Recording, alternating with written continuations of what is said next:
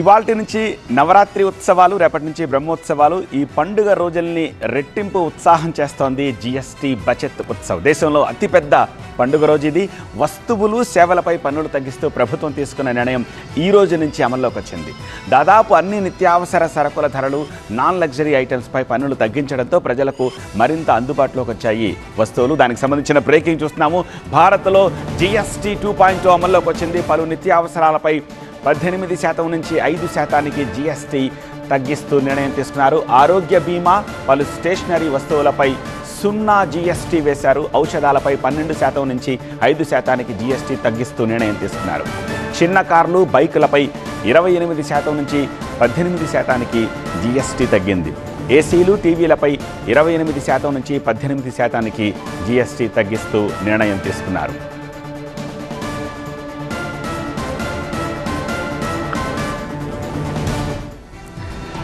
ఏ వస్తువులపై పన్ను విధానం ఎలా ఉందో ఒకసారి డీటెయిల్డ్గా చూద్దాం. గతంలో జీఎస్టీ స్లాబ్స్ ఎలా ఉన్నాయి?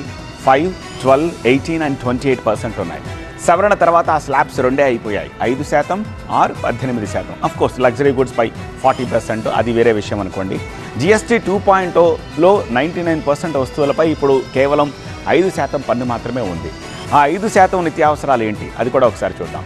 Hair oil, soaps, shampoos, toothbrush, toothpaste, shaving creams, cycles, kitchenware, namkeen, bhujia, సాస్లు, pasta, noodles, chocolate, coffee, cornflakes, వెన్న, నెయ్యి, ఎట్సెట్రా.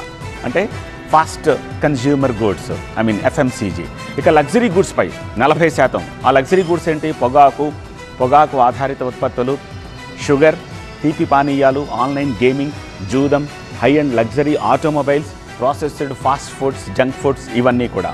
ఇక 0 జీఎస్టీ, వ్యక్తిగత ఆరోగ్య జీవిత బీమా, 33 ప్రాణాధార ఔషధాలు, అల్ట్రా హై టెంపరేచర్ అంటే యూహెచ్టీ పాలు, ప్రీ ప్యాకేజ్డ్ లేబుల్ పన్నీర్, అలాగే చనా, చపాతీ, రోటీ, పరోటా, కాఖ్రా, పిజ్జా, బ్రెడ్, ఇవన్నీ కూడా 0 కిందకు వస్తాయి. ఇక స్కూల్ కాలేజీల ఫీజులు, స్కూల్ ట్రాన్స్పోర్టేషన్, ఎన్ఎస్డిసి పరిధిలోని వొకేషనల్ ట్రైనింగ్, కోటింగ్ లేని పేపర్ బోర్డ్, వ్యాయామ పుస్తకాలు, గ్రాఫ్ పుస్తకాలు, ప్రయోగశాల నోట్బుక్లు, ఇతర నోట్బుక్లు, మ్యాప్లు, అట్లాస్లు, వాల్ మ్యాప్లు, టోపోగ్రాఫికల్ ప్లాన్లు, గ్లోబులు, పెన్సిళ్ళు, డ్రాయింగ్లు, చార్కోళ్ళు, ఎరేజర్లు, ఇవన్నీ కూడా, షార్ప్నర్లు, అలాగే టైలర్స్ చాక్లు, పేపర్ బోర్డ్, ఇవన్నీ కూడా 0 జీఎస్టీ అనమాట.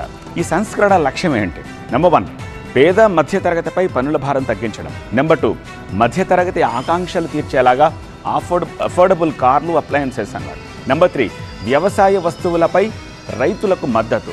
4, సింపుల్ రూల్స్, తక్కువ ఖర్చుతో ఎంఎస్ఎంఈలకు తోడ్పాటు. నెంబర్ 5, ఉద్యోగాలు సృష్టించే, ఎగుమతులను పెంచే పరిశ్రమలను ప్రోత్సహించడం. ఇవి లక్ష్యం. ఇక వ్యవసాయ రంగం 5% జీఎస్టీ ఉంది. వాటిలో ఎరువులు, ట్రాక్టర్ టైర్లు, విడిభాగాలు, ట్రాక్టర్ల కొనుగోళ్లు, బయో ఫర్టిలైజర్స్, సూక్ష్మ పోషకాలు, బిందు సేద్యం, స్ప్రింక్లర్లు, వ్యవసాయం, కోత, నూర్పిడి యంత్రాలు, పాడి పరిశ్రమలో 5%, అలాగే వెన్న, నెయ్యి, జున్ను, కండెన్స్డ్ మిల్క్, పాల క్యాన్లు, పాల ఆధారిత పానీయాలు, చాలా పాడి ఉత్పత్తులపై ఇప్పుడు 0 జీఎస్టీ రాబోతోంది. ఇక నెంబర్ 7, ఆరోగ్య రంగంలో 5% ఉంటుంది. ఆరోగ్య బీమా, జీవిత బీమా, థర్మామీటర్లు, మెడికల్ ఆక్సిజన్, డయాగ్నోస్టిక్ కిట్లు, రియాజెంట్లు, అలాగే గ్లూకోమీటర్స్, టెస్ట్ స్ట్రిప్స్, కళ్ళద్దాలు, ఇవన్నీ కూడా. ఇక పునరుత్పాదక రంగంలో 5%. అందులో ఏముంటాయి? నిర్మాణ సామాగ్రి, ఆట వస్తువులు, బొమ్మలు, తోలు ఉత్పత్తులు, చెక్క వస్తువులు, హస్తకళలు, ఇవన్నీ కూడా అన్నమాట.